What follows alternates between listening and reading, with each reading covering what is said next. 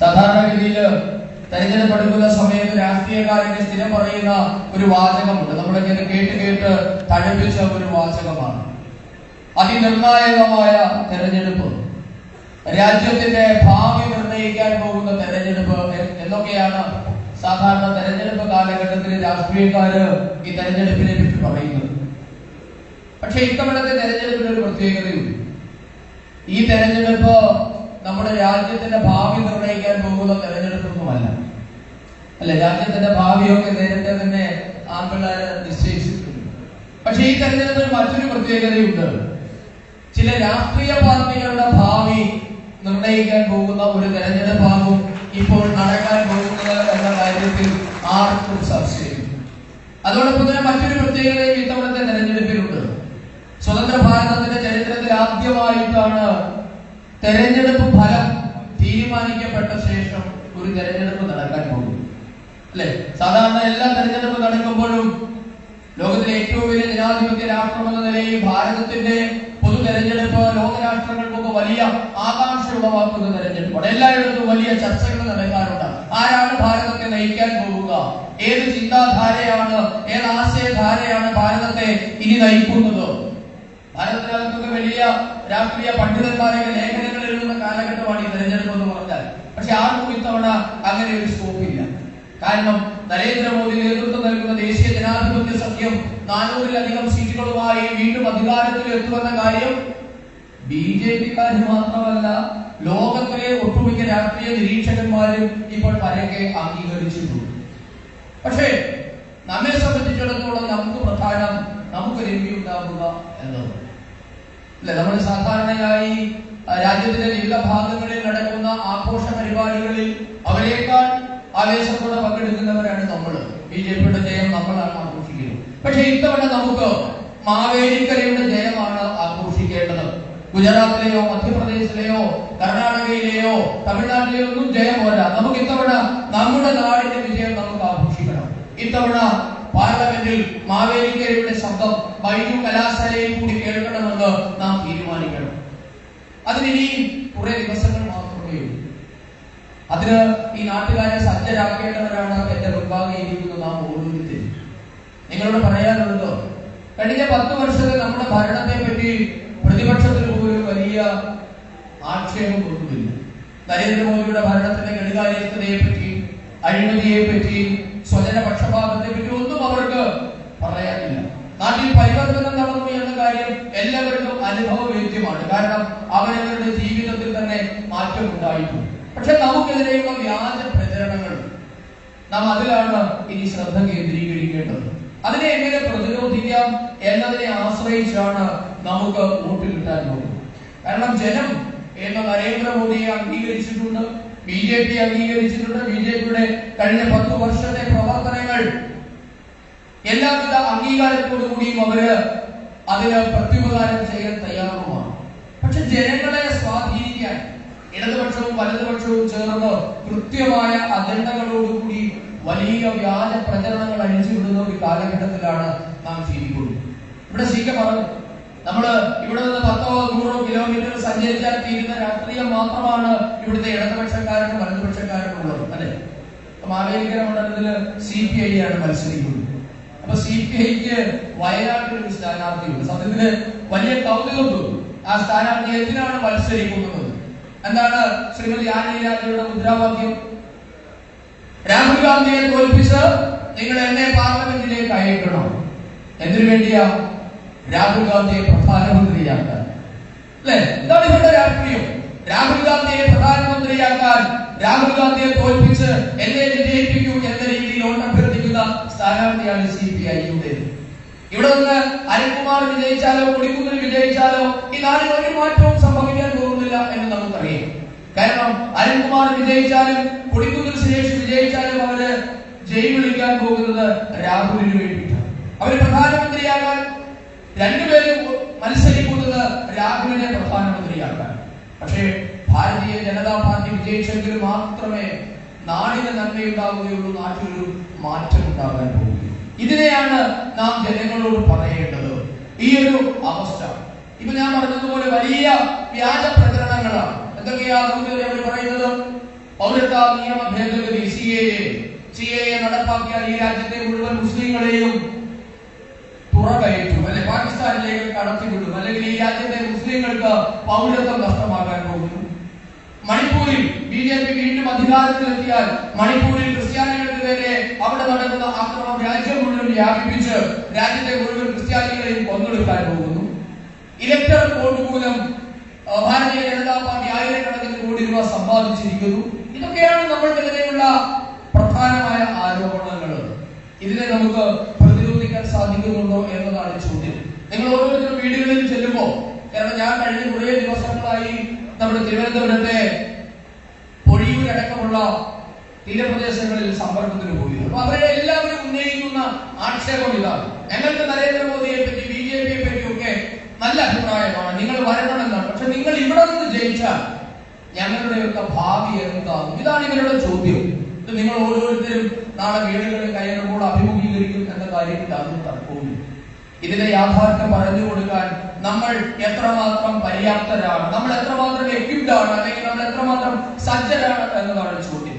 പ്രിയപ്പെട്ടവരെ, പൗരത്വ നിയമ ഭേദഗതി എന്താ? പൗരത്വ നിയമ ഭേദഗതി ഇന്ത്യ മഹാരാജ്യത്ത് നിലവിലുണ്ടായിരുന്ന ഒരു നിയമത്തിലെ ചില വ്യവസ്ഥകൾ ഭേദഗതി ചെയ്യുക മാത്രമാണ് ആ നിയമം കൊണ്ട് നരേന്ദ്രമോദി സർക്കാർ ഉദ്ദേശിച്ചത് അല്ലെങ്കിൽ നടപ്പാക്കിയത്. എന്താ? കേരളത്തിലെ ഇടതുപക്ഷവും വലതുപക്ഷവും അടക്കമുള്ള BJP വിരുദ്ധര് പറഞ്ഞു വരുത്തുന്നത് എന്താ? പൗരത്വ നിയമ ഭേദഗതി നടപ്പാക്കിയാൽ രാജ്യത്തെ മുസ്ലിങ്ങളുടെ പൗരത്വം ഇല്ലാതെയാകും. എന്താ യാഥാർത്ഥ്യം? ഈ നിയമം എന്നുള്ളത് ഇന്ത്യക്കാരന് വേണ്ടി അല്ല എന്നതാണ് ഏറ്റവും പ്രധാനമായി നാം എടുത്തു പറയേണ്ടത്. പൗരത്വ നിയമ ഭേദഗതി നടപ്പാക്കിയിരിക്കുന്നത് ഇന്ത്യൻ പൗരന്മാർക്ക് വേണ്ടിയല്ല, മറിച്ച് വിദേശികൾക്ക് വേണ്ടിയാണ്.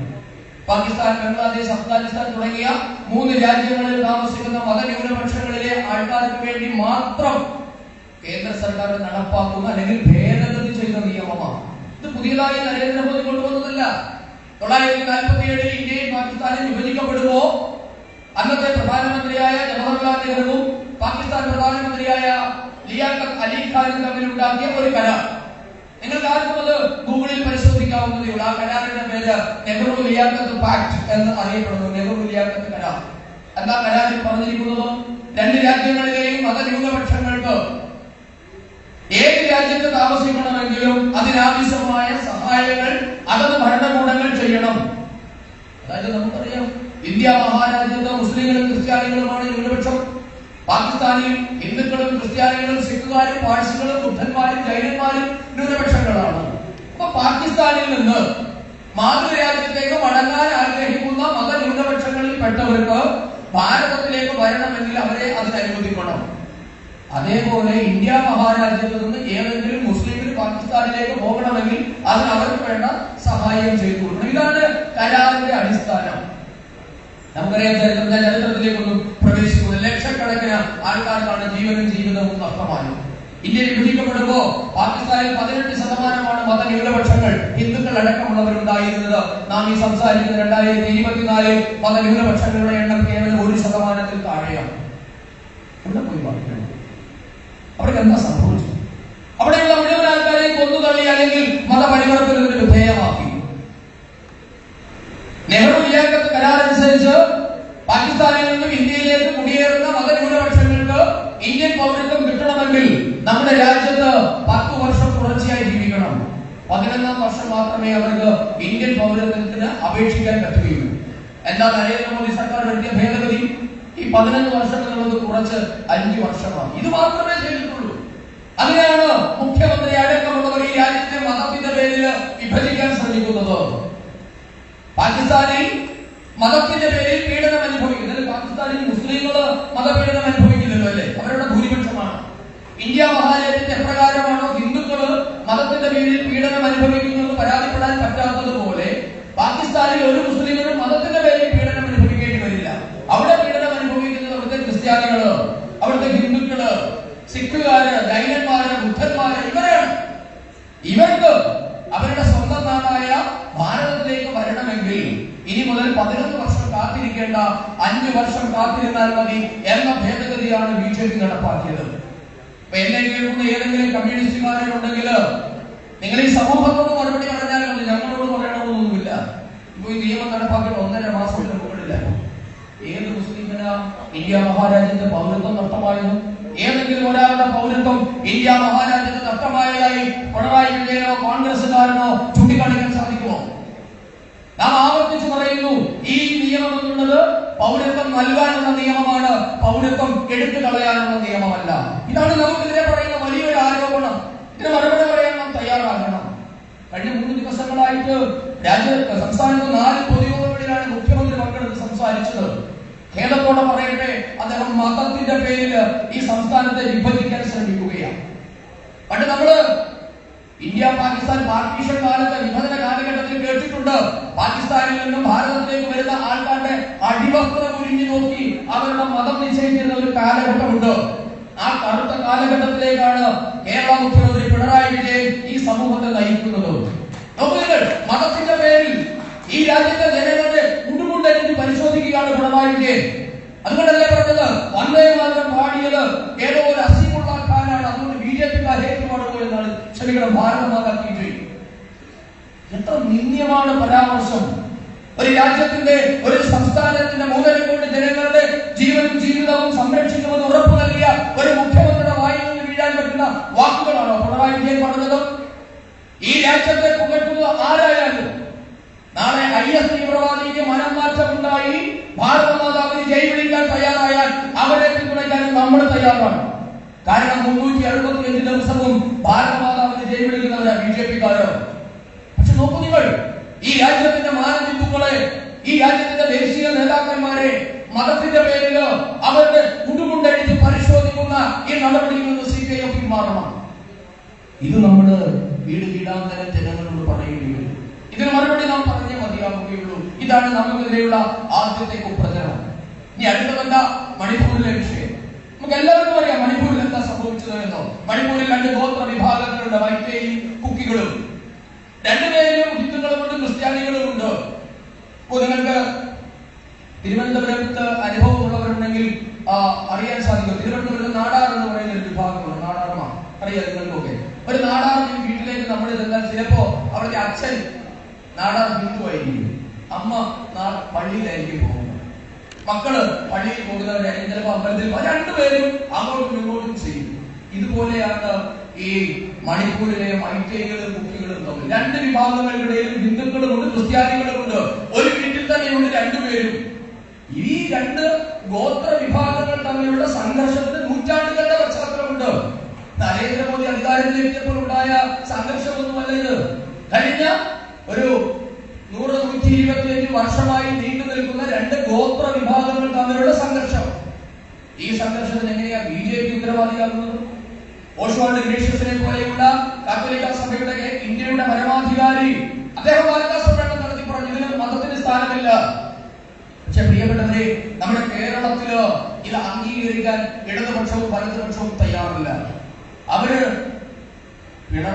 നരേന്ദ്രമോദിക്കെതിരെ മതം പറഞ്ഞെങ്കിലും വോട്ട് പിടിക്കാൻ പറ്റുമോ എന്ന പരീക്ഷണത്തില്ല. കാരണം മറ്റൊന്നും പറഞ്ഞ് നമ്മളെ നേരിടാൻ അവരുടെ കയ്യിൽ കരുക്കളില്ല എന്നതാണ് ഈ യാഥാർത്ഥ്യം. അപ്പൊ അതുകൊണ്ട് നമുക്ക് നേരിടാനുള്ളത് ഇത്തരം കുപ്രചരണങ്ങളെ മാത്രമാണ്. മണിപ്പൂരിൽ നടക്കുന്ന സംഭവത്തിന്റെ സത്യാവസ്ഥ, അതോടൊപ്പം തന്നെ CAA വിഷയത്തിലെ സത്യാവസ്ഥ, മറ്റൊന്നാണ് ഇലക്ടറൽ ബോണ്ടുകൾ. ഒരുപക്ഷെ നമ്മുടെ പ്രവർത്തകർക്ക് പോലും സംശയമുള്ള ഒരു വിഷയമായിരിക്കും. എന്താണ് ഇലക്ടറൽ ബോണ്ടുകൾ മുഖാന്തരം എന്താ നമ്മുടെ രാജ്യത്ത് നടന്നുകൊണ്ടിരിക്കുന്നത്? നമ്മുടെ രാജ്യത്ത് തെരഞ്ഞെടുപ്പിന് രാഷ്ട്രീയ പാർട്ടികൾക്ക് സംഭാവന വാങ്ങുക എന്നത് പുതുമയുള്ള കാര്യമാണ്.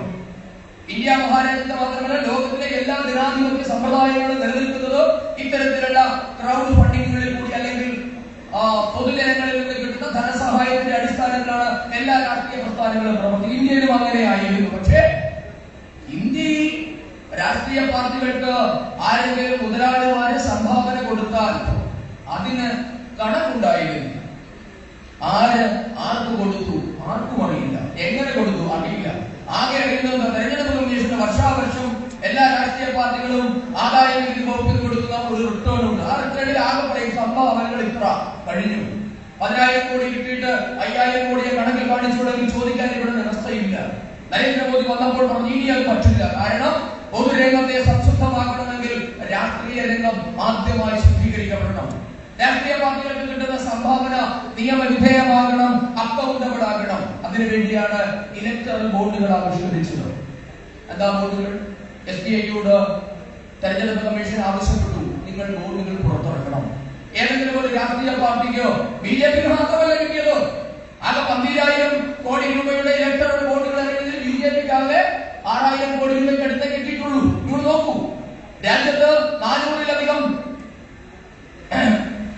MP-മാര്, ആയിരക്കണക്കിന് MLA-മാര്, 10-18 സംസ്ഥാനങ്ങളിൽ ഭരണം കൈയാളുന്ന ഒരു പാർട്ടിക്ക് ആകെ ബോണ്ടുകളുടെ 45% മാത്രമാണ് തിരികെ കിട്ടിയത്. പ്രതിപക്ഷത്തിനാണ് ബഹുഭൂരിപക്ഷവും കിട്ടിയത്.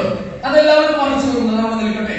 പക്ഷേ നിങ്ങൾക്ക് ഏതെങ്കിലും ഒരു പാർട്ടിക്ക് സംഭാവന കൊടുക്കണമെങ്കിൽ നേരെ SBIയുടെ ശാഖയിൽ ചെന്ന് 1 ലക്ഷം രൂപ വരെയുള്ള ഡിനോമിനേഷനിലുള്ള ബോണ്ടുകൾ ആർക്കും പർച്ചേസ് ചെയ്യാം. പർച്ചേസ് ചെയ്തെന്ന് പറയണം, ഞാൻ BJPക്ക് വേണ്ടി 10 ലക്ഷം രൂപ സംഭാവന ചെയ്തു എന്ന് പറഞ്ഞാൽ 10 ലക്ഷം രൂപയുടെ ബോണ്ട് ആ വാങ്ങുന്ന ആൾക്ക് കിട്ടും. നോക്കൂ നിങ്ങൾ, ഒരു കള്ളപ്പണത്തിന്റെ ഇടപാടും അവിടെ ഇല്ല. 10 ലക്ഷം രൂപ നേരെ അക്കൗണ്ടബിൾ മണിയാണ്. ഏത് മുതലാളിയാണോ പാർട്ടിക്ക് സംഭാവന ചെയ്യുന്നത് കൃത്യമായി ബാങ്ക് അക്കൗണ്ട് വഴി ആ പാർട്ടിയുടെ അക്കൗണ്ടിലേക്ക് പണം ചെല്ലുന്നു. അപ്പോൾ നമ്മളുടെ പൊതുരംഗത്ത് വ്യവഹാരം ചെയ്യപ്പെടുന്ന പണം അക്കൗണ്ടബിൾ ആയി. ആരുടെ കയ്യിലായി കണക്കുണ്ടാവുക? തെരഞ്ഞെടുപ്പ് കമ്മീഷന്റെയും സ്റ്റേറ്റ് ബാങ്ക് ഓഫ് ഇന്ത്യയുടെയും കയ്യിൽ മാത്രം. BJPക്ക് അറിയാൻ പറ്റില്ല ആരൊക്കെ BJPക്ക് സംഭാവന നൽകി. കോൺഗ്രസിന് അറിയാൻ സാധിക്കില്ല ആരൊക്കെ കോൺഗ്രസിന് സംഭാവന നൽകി. ഇതായിരുന്നു ഇലക്ടറൽ ബോണ്ട്. അല്ലാതെ BJPക്ക് കള്ളപ്പണം സ്വരൂപിക്കാനൊന്നും ഉണ്ടാക്കിയതല്ല എന്ന് ദയവ് ചെയ്ത് നിങ്ങൾ തിരിച്ചറിയണം. പക്ഷെ എന്താ കള്ളപ്പണം? CPIM-കാർ വാങ്ങിയില്ല എന്നാ പറയുന്നത്. പ്രിയപ്പെട്ട CPIM-കാർക്ക് കൊടുക്കാത്തത് കൊണ്ടാണ് വാങ്ങാത്തത്, അല്ലെ? ഇലക്ടറൽ ബോണ്ട് കിട്ടുന്നതിനും എത്രയോ മുൻപാണ് സാന്റിയാഗോ മാർട്ടിൻ എന്ന് പറയുന്ന കള്ളച്ചൂതുകാരന്റെ കയ്യിൽ നിന്ന് 3 കോടി രൂപ ദേശാഭിമാനിക്ക് വേണ്ടി ബോണ്ട് രൂപത്തിൽ CPIM വാങ്ങിയത്. ഒരു മാന്യന്മാരൊന്നുമല്ല. രാജ്യത്തെ ഏറ്റവും വലിയ കള്ളച്ചൂതുകാരനാണ് സാന്റിയാഗോ മാർട്ടിൻ. ആ സാന്റിയാഗോ മാർട്ടിൻ 600 കോടി രൂപയാണ് ആകെ സംഭാവന കൊടുത്തത്. ആ 600 കോടി രൂപ കിട്ടിയത് ദ്രാവിഡ മുന്നേറ്റ ഘടകം എന്ന തമിഴ്നാട്ടിലെ DMK-ക്കും പശ്ചിമ ബംഗാളിലെ തൃണമൂൽ കോൺഗ്രസ് എന്ന് പറയുന്ന പാർട്ടിക്ക് മാത്രമായാണ് 600 കോടി രൂപ കിട്ടിയത്. അതിൽ 250 കോടി രൂപ കിട്ടിയത് DMK-ക്കാണ്. എന്താ ഞാൻ പറയാൻ കാരണം അറിയാമോ? അതേ DMK CPI-യും CPM-ഉം അടക്കമുള്ള ഇന്ത്യയിലെ ഇടത് പാർട്ടികൾക്ക് വേണ്ടി 30 കോടി രൂപ സംഭാവന കൊടുത്തു. ലോകത്ത് എവിടെയെങ്കിലും കേട്ടിട്ടുണ്ടോ ഒരു പാർട്ടി മറ്റൊരു പാർട്ടിക്ക് സംഭാവന കൊടുക്കുന്നത്? BJP കോൺഗ്രസിന് തെരഞ്ഞെടുപ്പ് സംഭാവന കൊടുക്കാറുണ്ടോ? കോൺഗ്രസ്സുകാരും BJP-ക്കാരും തെരഞ്ഞെടുപ്പ് സംഭാവന തരാറുണ്ടോ? പക്ഷെ നോക്കൂ, ചരിത്രത്തിൽ ആദ്യമായി DMK എന്ന് പറയുന്ന പാർട്ടി CPI-ക്കും CPM-നും കൂടി 30 കോടി രൂപ സംഭാവന കൊടുത്തു. അതേപറ്റി പറയാൻ പിണറായി വിജയൻ MV ഗോവിന്ദന് നാവ് പൊന്നില്ല. അപ്പോ സാന്റിയാഗോ മാർട്ടിൻ കൊടുത്ത പണം ഇടനില വഴി CPIM-നാണ് വന്നു ചേർന്നിട്ടുള്ളത്. ഇതാണ് ഇലക്ടറൽ ബോണ്ടിലെ യാഥാർത്ഥ്യം. അപ്പൊ ഇലക്ടറൽ ബോണ്ടുമായി ബന്ധപ്പെട്ട് സുപ്രീം കോടതി പറഞ്ഞു, നിങ്ങൾ നടപ്പാക്കിയ നടപടിക്രമങ്ങളിൽ ചില പാളിച്ചയുണ്ട്, തൽക്കാലത്തേക്ക് അത് റദ്ദ് ചെയ്യൂ. സുപ്രീം കോടതി പറഞ്ഞു, നാം അത് റദ്ദ് ചെയ്തു. സുപ്രീം കോടതി SBI-യോടാണ് കണക്ക് ചോദിച്ചത്, അവര് കണക്ക് കൊടുത്തു. ഇതിനൊന്നും സർക്കാരുമായി യാതൊരു ബന്ധവുമില്ല. അല്ലെങ്കിൽ BJP-യുടെ ഇടപാടുകൾ കൊണ്ടല്ല രാജ്യത്ത് നാളെയും രാഷ്ട്രീയ പാർട്ടികൾക്ക് സംഭാവന കിട്ടും. ഇന്നലെ കിട്ടിയിരുന്നു, ഇന്ന് കിട്ടുന്നുണ്ട്, നാളെയും കിട്ടും. ആ കിട്ടുന്ന പണം അക്കൗണ്ടബിൾ ആകണമെന്ന സദുദ്ദേശത്തോടു കൂടിയാണ് നരേന്ദ്രമോദി സർക്കാർ ഇലക്ടറൽ ബോണ്ട് നടപ്പാക്കിയത്. പക്ഷെ എന്താ പ്രചരണം? അപ്പോ ഇത്തരം കാര്യങ്ങളിൽ നരേന്ദ്രമോദി സർക്കാരിനെതിരെ ഭരണപരമായ പരാജയം പറയാനില്ല, വികസന കാര്യങ്ങളിൽ വലിയ വീഴ്ചകളെ പറ്റി പറയാനില്ല, നാട്ടിൽ മാറ്റം ഉണ്ടാകുകയില്ല എന്ന് പറയാൻ പറ്റില്ല, രാജ്യത്ത് വർഗീയ കലാപം ഉണ്ടായതായി പറയാനില്ല, രാജ്യത്ത് ഭീകരാക്രമണം നടന്നതായി പറയാനില്ല, രാജ്യത്തിന്റെ സമ്പദ്രംഗം തളർന്നു പോയി എന്ന് പറയാനില്ല. പ്രിയപ്പെട്ടവരെ, നരേന്ദ്രമോദി നമ്മുടെ രാജ്യത്തിന്റെ ഭരണം ഏറ്റെടുക്കുമ്പോ ലോകത്തിലെ ഏറ്റവും ദൗർബല്യമുള്ള സമ്പദ് വ്യവസ്ഥയിൽ 10ാം സ്ഥാനത്തായിരുന്നു ഭാരതത്തിന്റെ സ്ഥാനം. നരേന്ദ്രമോദി എന്ന് പറയുന്ന ചായക്കടക്കാരന്റെ 10 വർഷത്തെ ഭരണം പൂർത്തിയാകുമ്പോ, ഭരണകാലാവധി തീരുമ്പോ ലോകത്തിലെ ഏറ്റവും അതിശക്തമായ സമ്പദ്ഘടനയിൽ 5ാമത്തെ സമ്പദ് വ്യവസ്ഥയെ ഭാരതം കുതിച്ചുയർന്നിരിക്കുന്നു. പറയാനൊന്നുമില്ല. കോവിഡിന് ശേഷം ലോകത്തെ ഏറ്റവും കൂടുതൽ വളർച്ച രേഖപ്പെടുത്തിയ സമ്പദ് വ്യവസ്ഥ ഭാരതത്തിന്റേതാണ്. ലോകത്തിലെ ഏറ്റവും കൂടുതൽ വളരുന്ന സമ്പദ് വ്യവസ്ഥ ചൈനയുടേതായിരുന്നു. ചൈനയെയും അമേരിക്കയും ജപ്പാനെയും മറികടന്ന ഭാരതം ലോകത്തിൽ ഏറ്റവും അതിവേഗം വളരുന്ന സമ്പദ് വ്യവസ്ഥയായി മാറി. അപ്പൊ സാമ്പത്തിക രംഗത്തെ പറ്റി പറയാനില്ല, കള്ളപ്പണ ഇടപാടുകളെ പറ്റി പറയാനില്ല, അഴിമതിയെ പറ്റി പറയാനില്ല. നമുക്ക് നമ്മുടെ ആലപ്പുഴ ജില്ലയിൽ നിന്നാണ്, ആലപ്പുഴയെ പറ്റി പറഞ്ഞു. ആലപ്പുഴ ജില്ലയിലെ ഒരു ബൈപ്പാസ് 42 വർഷമാണ് കാത്തുകിടന്നത് അല്ലെ. ആലപ്പുഴ ജില്ലയിൽ നിന്ന് 4 കേന്ദ്രമന്ത്രിമാരുണ്ടായിരുന്ന കാലഘട്ടത്തിലാണ് നരേന്ദ്രമോദി വേണ്ടി വന്നു ടി.കെ. ദിവാകരൻ ഇട്ട കല്ലിന് മുകളിൽ മറ്റൊരു കല്ല് എടുത്തു വെക്കുന്നതിന് വേണ്ടി. അതുകൊണ്ട് നമ്മുടെ ആലപ്പുഴയിലെ സമാരാധ്യായ സ്ഥാനാർത്ഥി പാർട്ടിയുടെ സംസ്ഥാന ഉപാധ്യക്ഷ കൂടിയായ ശ്രീമതി ശോഭാ സുരേന്ദ്രൻ ഈ വേദിയിലേക്ക് കടന്നു വരികയാണ്. भारत माता की स्वागतम सुस्वागतम, शोभा जी की स्वागतम, भारत माता की.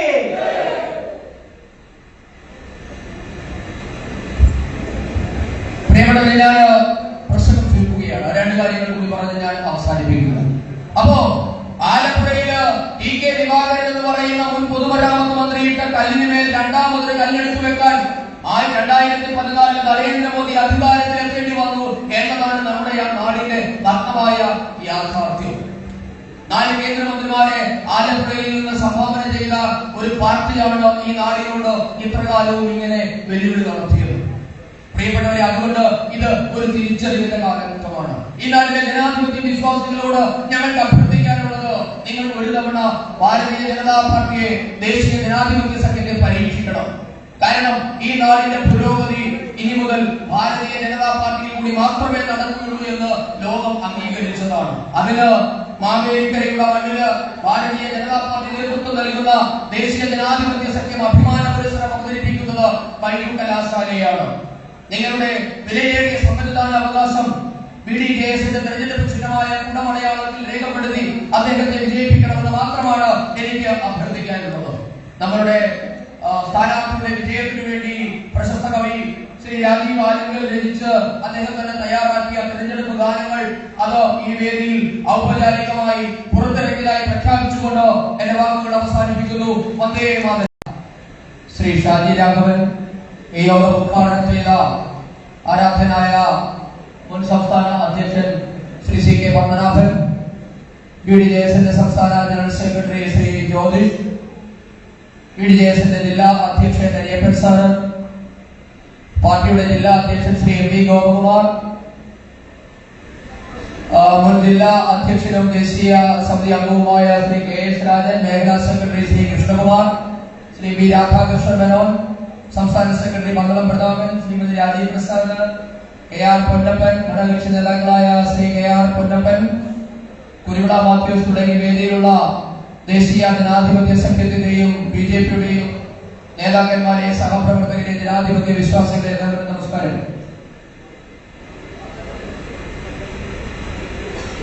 നമ്മുടെ മാവേലിക്കര പാർലമെന്റ് മണ്ഡലത്തിന്റെ തെരഞ്ഞെടുപ്പ് കൺവെൻഷനിലാണ് നാം എല്ലാവരും പങ്കെടുക്കുന്നത്. ഇവിടെ ഇരിക്കുന്നത് ബഹുമാനപ്പെട്ട C.K. പറഞ്ഞതുപോലെ നമ്മുടെ പടയാളികളാണ്, നമ്മുടെ പോരാളികളാണ്. നിങ്ങളാണ് ഈ പാർലമെന്റ് മണ്ഡലത്തിൽ നരേന്ദ്രമോദി നൽകിയ ഗ്യാരണ്ടി പൊതുജനങ്ങളിലേക്ക് എത്തിക്കാൻ നിയോഗിക്കപ്പെട്ടിട്ടുള്ളവർ. നിങ്ങളിൽ കൂടിയാകണം നമ്മുടെ ബഹുമാനപ്പെട്ട സ്ഥാനാർത്ഥി പയ്യൂർ കലാശാലയെ പൊതുജനങ്ങളുടെ മുൻപാകെ നമ്മൾ അവതരിപ്പിക്കുന്നത്. കഴിഞ്ഞ 10 വർഷക്കാലത്തെ നരേന്ദ്രമോദിയുടെ ഭരണം തന്നെയാണ്